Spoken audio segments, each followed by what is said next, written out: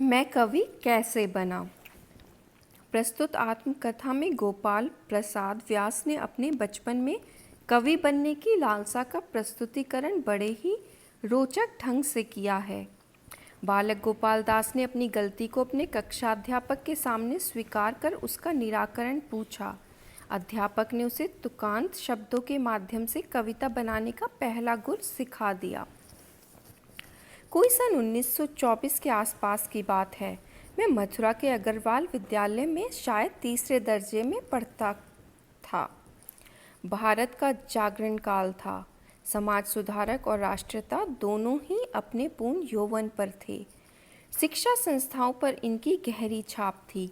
हमारे विद्यालय में भी लगभग प्रति सप्ताह कोई न कोई उत्सव आयोजन होता ही रहता था। मुझे भी इन अवसरों पर उजले उजले कपड़े पहनकर आगे बैठने में बड़ा आनंद आता था। संगीत तो मेरे परिवार के रग रग में था।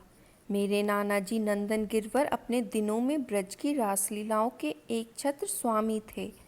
मेरे पिताजी पंडित ब्रज किशोर जी शास्त्री को भी स्वरतार का अच्छा ज्ञान था।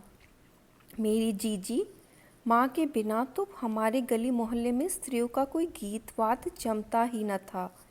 मैं अपने माता पिता के अकेली संतान था, इसलिए उनकी अन्य सब चीज़ों के साथ संगीत भी मुझे विरासत में मिला था। इसी बपोती के कारण मैं अपने संगीत के घंटे का मॉनिटर बनता था और गणेश चतुर्थी के अवसर पर जब हमारे नगर में विद्यालय की गाती बजाती शोभा यात्रा निकलती थी तो मैं उसका बनचट्टा बनाया जाता था। लेकिन मेरा यह संगीत ज्ञान मुझे विद्यालय के सभा समारोह में कोई महत्ता नहीं दिला सका। मुझे किसी समारोह में संगीत सुनाने के लिए आमंत्रित नहीं किया गया। यह मेरे साथ सरासर अन्याय था और जहाँ तक याद पड़ता है, जानबूझकर तो मैंने अन्याय को बचपन से ही सहन नहीं किया।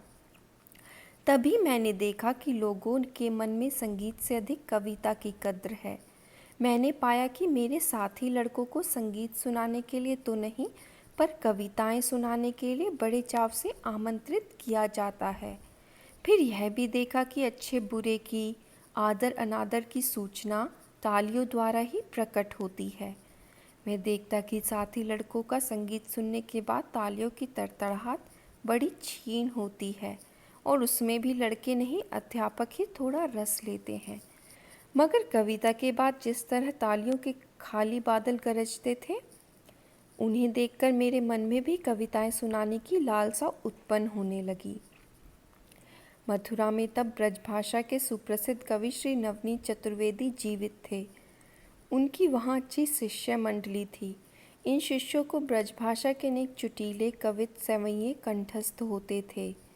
बसंतोत्सव के फूलडोलों, सावन के हिंडोलों और श्री कृष्ण जन्माष्टमी के अवसर पर जगह जगह इनके पढ़ंत दंगल जुटा करते थे, जिनमें दूर दूर के कवित सवैये पढ़ने वाले मथुरा आया करते थे और हार जीत की बाजी लगाकर करते थे। इनमें से एक रामलला जी हमारे पड़ोसी थे।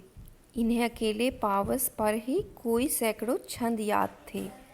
यूँ है उम्र में मुझसे कोई थोड़े ही बड़े थे, लेकिन कवि होने के कारण समाज में उनकी गिनती समझदारों में हो चली थी। मैंने रामलला जी से मेलजोल बढ़ाना प्रारंभ किया। मैं भी अब ब्रजभाषा के पुराने कवित सवैये याद करने लगा और उन्हें विद्यालय में अपना बता बताकर सुनाने लगा। पर शीघ्र ही मैंने देखा कि मतीराम, भूषण, पद्माकर, ग्वाल या रसखान और नवनीत के छंदों को अधिकांश सुनने वाले पहचान जाते हैं। पहचानने के बाद उनमें सुनाने वाले के प्रति उतना आदर नहीं रह पाता जितना कि मैं चाहता था।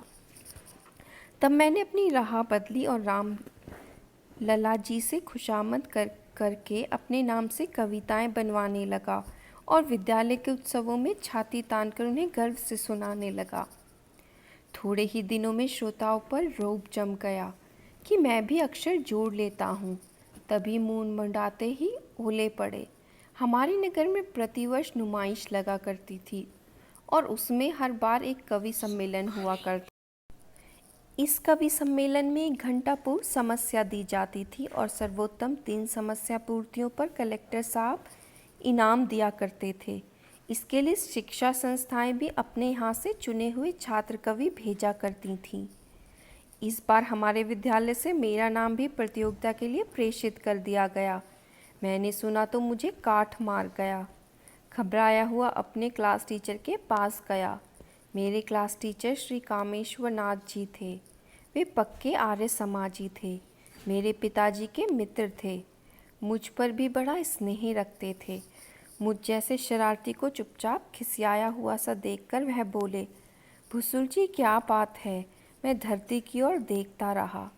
उन्होंने समझा कि किसी से पिटकर या किसी को पीट कर आया है। जरा रुखाई से पूछा, बताओ ना क्या बात है। मेरे मुंह से फिर भी कोई बोल नहीं निकला, लेकिन मेरी आंखों की आर्द्रता और मुंह की बेबसी ने उनकी रुखाई को ठंडा कर दिया। उन्होंने अनुभव किया कि कोई गंभीर बात है। मेरी पीठ पर हाथ रखकर पुचकारते हुए बोले, बोले बेटा क्या बात है। मैंने लगभग हकलाते हुए कहा, आपने नुमाइश में मेरा नाम भिजवाया है। उन्हें हंसी आ गई। कहने लगे, हाँ तो क्या हुआ। शाम को ठीक समय पर पंडाल में पहुंच जाना, मैं भी वहीं मिलूंगा। शब्द आते मेरे गले में अटक गए। वह कहने लगे, झिझक तो शुरू पर नालायक, तूने झिझकना कब से सीख लिया। इस समय सोचता रहा कि कैसे कहूँ कि ना कहूँ।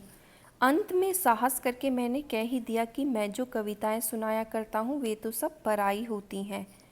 कोई और अवसर होता तो मास्टर जी ने मलते मलते मेरे कान सुर्ख कर दिए होते, लेकिन भगवान की कृपा से इस बार उन्होंने वैसा कुछ नहीं किया। मुस्कुराकर बोले, धत तेरे की, पर अब क्या हो। हमने तो विद्यालय से अकेले तुम्हारा ही नाम भेजा है। तुम्हारे न जाने से बड़ी बदनामी होगी। मैं इसका क्या जवाब देता। वह भी कुछ देर चुप सोचते रहे। फिर एकाएक मेरा भविष्य जैसे उनकी आंखों में चमक गया हो। ऐसे उत्साह से भरकर बोले, कविता करना बहुत आसान है, तुम घबराओ नहीं। देखो वहाँ मामूली सी समस्याएं दी जाएंगी, यही आई है, गाई है, सुहायो है आदि। तुम ऐसा करना कि जो भी समस्या तुम्हें दी जाए पहले उसकी 4 तुकें जमा लेना। उदाहरण के लिए अगर आई है समस्या दी जाए तो पहले छाई है, भाई है और एक और लिख लेना। समझ गए ना। मैंने छंद रचना के पहले पाठ को हृदयंगम करते हुए स्वीकृति से सिर हिला दिया। तो बताओ सुहायो है कि क्या तुक बनाओगे। सारी हिचक हवा हो गई और मैंने तड़ाक से कहा, आयो है, कायो है, भायो है। शाबाश, बस एक काम और करना। वह कहने लगे, देखो एक कविता में 4 पंक्तियाँ होती हैं और हर पंक्ति में 31 अक्षर होते हैं। अंत के अक्षरों में वही तुके रख देना बेटे, कविता बन जाएगी। यूँ गणित में मैं भी कभी अच्छा नहीं रहा। हमेशा तिमाही छमाही में इसने मुझे अंडा और सालाना में बड़े प्रयत्नों के बाद प्रमोशन दिलाया है। मगर होनार की बात की उस दिन कविता का यह जटिल गणित मेरी समझ में तत्काल आ गया। मुझे आज भी याद है कि उस दिन जब नुमाइश में कविता की परीक्षा देने के लिए मैं पहले पहुंचा तो मेरे मन में कोई दुविधा या संकोच नहीं था। यद्यपि आगत कविजनों में मैं सबसे छोटा था, केवल 11 वर्ष का, मगर सच कहता हूँ कि मैंने उस दिन सबको अपने से छोटा अनुभव किया था, क्योंकि मैंने समझ लिया था कि कविता का जो गुण मैंने अभी आज दोपहर को प्राप्त किया है वह इनमें से किसी के पास नहीं है। समस्या दी गई, कर्ज कऊ करबऊ और मरबऊ बराबर हैं। मैंने फ़ौरन बराबर शब्द को पकड़ा और फुल स्केप साइज के कागज़ की दाहिनी तरफ एक के नीचे एक लिखना शुरू किया। सरासर है, झराझर है, लेकिन जैसे बंदूक और संदूक के बाद तीसरी तुक नहीं मिलती, वैसे ही मुझे बराबर की तीसरी तुक उस समय नहीं मिली। पर मैं रुका नहीं। बराबर है कि तीसरी तुक ऊपर है लिखकर फौरन समस्या पूर्ति कर डाली। कविता तो मुझे अब याद नहीं रही, लेकिन उसका भाव यह था कि देखो मित्र, तुम्हारे पिता ने कर्जा लिया था, उसका कैसा बुरा फल निकला। वह स्वयं तबाह हुए और तुम्हें भी बर्बाद कर गए। इसीलिए किसी ने सच ही कहा है कि कर्ज को करबऊ और मरबऊ बराबर है। समस्या पूर्ति के लिए घंटे का समय दिया गया था, मगर मैंने कोई 20 मिनट में ही, जैसे तेज विद्यार्थी सवाल हल करके स्लेट मास्टर साहब को पकड़ा देता है, कागज परीक्षक को थमा देता है। उस दिन का वह दृश्य आज भी मेरी आंखों के सामने चित्र की तरह खिंचा हुआ है। कवि सम्मेलन का पंडाल श्रोताओं से खचाखच भरा हुआ था। मेरे हेडमास्टर और कविता की कुंजी बताने वाले क्लास टीचर भी बगल की कुर्सियों पर बैठे हुए थे। भीड़ में मेरे विद्यालय के कितने ही विद्यार्थी और सहपाठी भी शामिल थे। मेरा नाम पुकारा गया। मैं उत्साह के साथ भीड़ को चीरता हुआ मंच पर आया। चारों तरफ तालियां बज रही थी, पर मैंने उन पर कान नहीं दिया। विश्राम घाट के चौराहे वाले हनुमान जी को मैं रोज संध्या को हनुमान चालीसा का पाठ सुनाया करता था। मन ही मन उनका स्मरण किया और हाथ हिला हिलाकर कविता सुनाने लगा। स्वर मेरा सधा हुआ था। शक्ल भी बचपन में बुरी नहीं लगती थी।